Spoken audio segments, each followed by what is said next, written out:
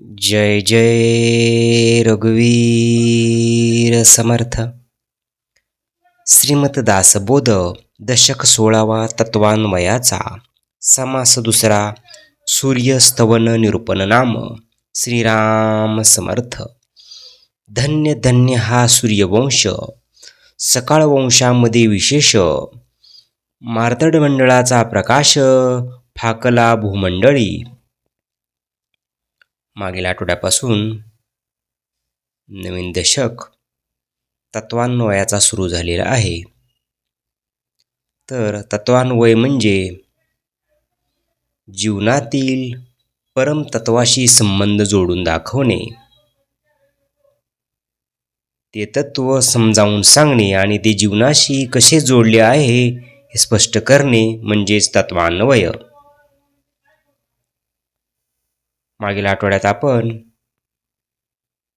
या दशकातील समास पहिला, वाल्मिक स्थवन निरूपण नाम या समासाचे श्रवण केले.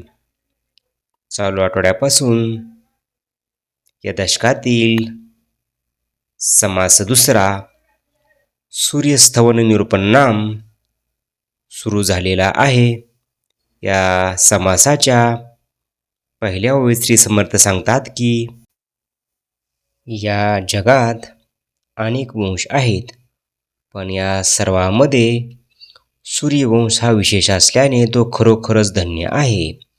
सर्व पृथ्वी तलावर सूर्यमंडळाचा प्रकाश पसरलेला आहे. सोमा अंगी आहे लांछन, पक्षा एका होयशीन. रविकिरण फाकता आपण, कळाही न होये. श्री समर्थ यावेळी सांगतात की चंद्रबिंबावर कलंक असतो, शिवाय तो एकाच पंधरवड्यात क्षीण होत जातो.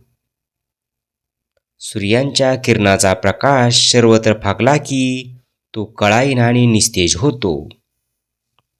या कारणे सूर्यापुढे दुसरी साम्यता न घडे. जयाच्या प्रकाशे उजडे प्राणी मात्रासी. श्री समर्थ यावेळी सांगतात की म्हणून ज्याच्या प्रकाशामुळे सर्व प्राणी मात्रांना उजेड प्राप्त होतो, त्या सूर्याची बरोबरी दुसरा कोणीही करू शकत नाही. नाना धर्मे नाना कर्मे, उत्तमे मध्यमे अधमे. सुगमे दुर्गमे नित्यनेमे, सृष्टीमध्ये चालती. श्री समर्थ यावेळी सांगतात की उत्तम, मध्यम, अधम तसे सुगम आणि दुर्गम असे नाना प्रकारची धर्मे, नाना कर्मे सूर्यामुळेच या सृष्टीमध्ये नित्यनेमाने चालू असतात. वेदशास्त्रे आणि पुराणे, मंत्रयंत्र नाना साधने, संध्यास्नान पूजा विधाने, सूर्याविन बापोडी. श्री समर्थ यावेळी सांगतात की वेदशास्त्रे, पुराणे, नाना मंत्रे, नाना यंत्रे, नाना साधने तसे स्नान, संध्या, पूजाविधी सर्व सूर्यावरच अवलंबून असतात. सूर्याशिवाय ती चालू शकत नाहीत. नाना योग नाना मते, पाहो जाता असंख्याते. जाती आपापुल्या पंते, सूर्योदय झालिया. श्री समर्थ ते सांगतात की नाना योग नाना मते पाहू गेल्यास ती असंख्य आहेत, पण सूर्योदयाचा उदय झाल्यानंतरच ते सर्व कार्यान्वित होतात. प्रपंचिक अथवा पारमार्थिक कार्य करणे कोणी एक, दिवसेविन निरार्थक सार्थक नव्हे. श्री समर्थ यावेळी सांगतात की प्रापंचिक असो या पारमार्थिक असो, कुठल्याही प्रकारचे कार्य करायचे असेल तर ते दिवसाच करावे लागते, तरच ते उत्तम प्रकार सिद्धीस जाते, अन्यथा ते निरर्थक ठरते. सूर्याचे अधिष्ठान डोळे, डोळे नसता सर्व आंधळे.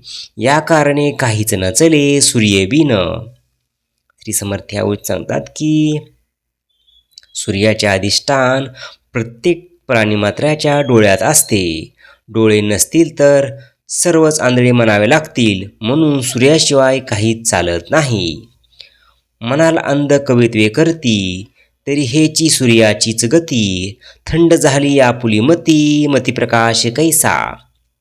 श्री समर्थ यावेळी सांगतात की तुम्ही एखाद्या वेळी म्हणाल की अंध व्यक्तीसुद्धा कवित्व करू शकतो, पण हे सर्व सूर्यामुळेच घडते.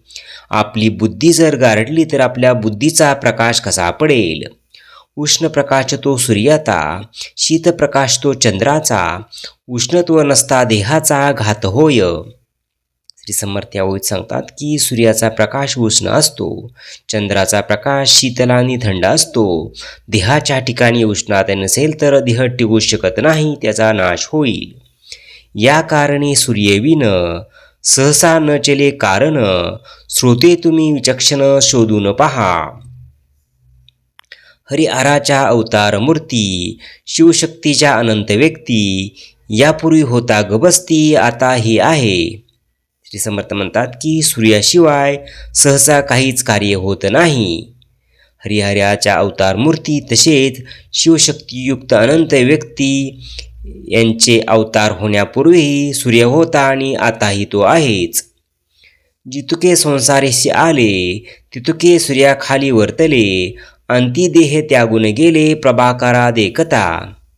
श्री समर्थ यावेळी सांगतात की जितके प्राणी या संसारात जन्मास येतात ते सर्व सूर्यामुळे व सूर्यप्रकाशात वावरतात आणि अंती देहत्यागी सूर्यादेखतच करतात.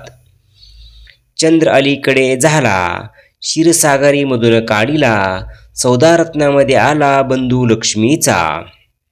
श्री समर्थ यावेळी सांगतात की चंद्राची उत्पत्ती अलीकडील आहे. क्षीरसागरमधील मंथर करून जी 14 रत्ने प्रगट जातील त्यातील लक्ष्मीचा भाऊ हा आहे. विश्वचक्षु हा भास्कर, ऐसे जाणती लहान थोर, या कारणे दिवाकर श्रेष्ठाहून श्रेष्ठ. श्री समर्थ ते सांगतात की भास्कर हा सर्व जगाचा नेत्र आहे, हे सर्व लोक जाणतात, म्हणून सूर्य हा श्रेष्ठाहून श्रेष्ठ आहे. अपार नभ कार्य क्रमणे, ऐसेची प्रत्यय येणे जाणे, या लोकोपकारणे आज्ञा समर्थांची. श्री समर्थ यावेळी सांगतात की सूर्य रोज अपार अशा आकाशमार्गाने मार्गक्रमण करतो, रोजच्या रोज त्याचे येणे जाणे चालू असते. या लोकोपकाराविषयी त्या भगवंताची आज्ञा झालेली आहे. दिवस नसता अंधकार, सर्वाशी कळे सारासार, दिवसेविन तस्कर का दिवा भीत पक्षी. श्री समर्थ ते सांगतात की दिवस उगवला नाही तर सर्वत्र अंधार पसरेल, मग लोकांना सारासार कळणार नाही. दिवस नसेल तर चोर आणि घोड यांना बरे वाटते. सूर्यापुढे आणि दुसरे कोण आणावे सामोरे, तेजोराशी निर्धारे उपमे सहित. श्री समर्थ ते सांगतात की सूर्यापुढे त्याची बरोबरी करील असे दुसरे कोणीच आणावे. सूर्य खरोखरच तेजोराशीचा असल्याने त्याला कुणाचीच उपमा देता येत नाही. ऐसा हा सवितांचा सकळाचा, ऐसा हा सविता सकळांचा, पूर्वज भय रघुनाथाचा, अगाध महिमा मानवीवाचा काय म्हणून वर्णावी. रघुनाथ वंश पूर्वापार, एकाहून एक थोर, मजमती मंदास हा विचार काय कळे. श्री समर्थ म्हणतात की असा सूर्य सगळ्यांचाच आहे आणि रघुनाथाचा तर तो पूर्वजच आहे.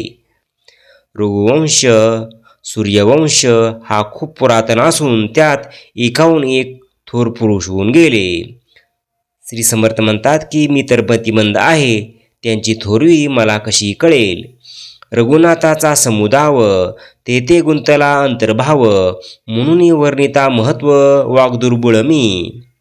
श्री समर्थ ते म्हणतात की ज्या ठिकाणी रघुनाथाच्या भक्ताचा समुदाय असतो तेथे माझे अंतरंग गुंतलेले असते, म्हणून त्याचे महत्त्व मला कसे वर्णन करता येईल. सकळ दोषाचा परिहार करता सूर्यास नमस्कार, स्फूर्तिवाडे निरंतर सूर्य दर्शन घेता. श्री समर्थ सांगतात की सूर्यनमस्कार केल्याने सर्व दोषाचा परिहार होतो आणि सूर्यदर्शन घेतल्याने निरंतर स्फूर्ती वाढते. इति श्री दासबोधे गुरु शिष्य संवादे सूर्यस्थवन निरूपण नाम समास दुसरा.